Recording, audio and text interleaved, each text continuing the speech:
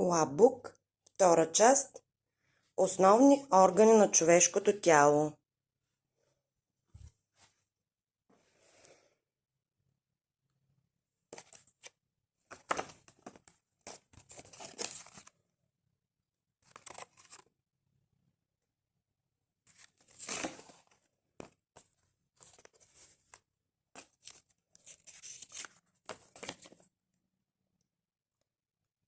Лабукът е озаглавен пътешествие из човешкото тяло за 3 клас.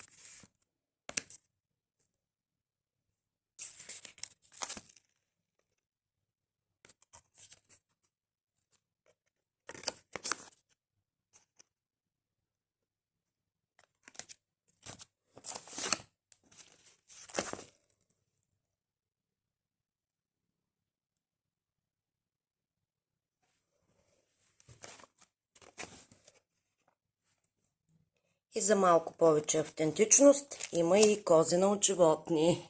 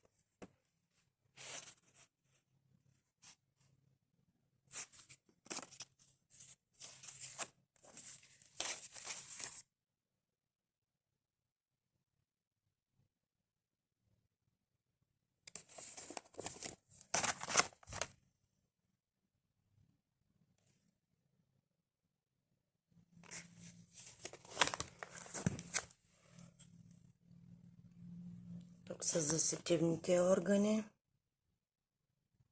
практически съвети, различни карти.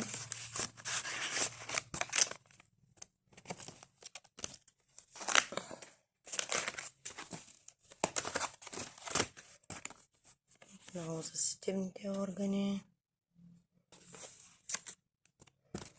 любопитни факти, интересна информация.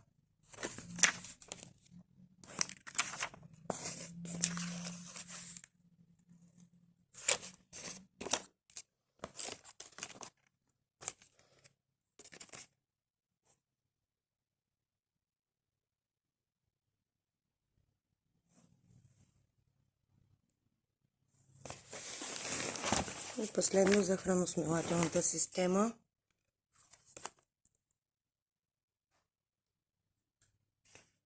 Дългия път на храната.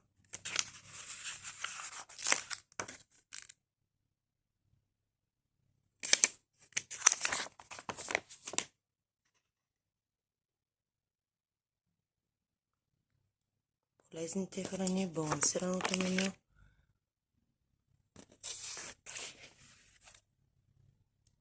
Защо изпитваме глад? Тест за начинаещи. И отново практически съвети.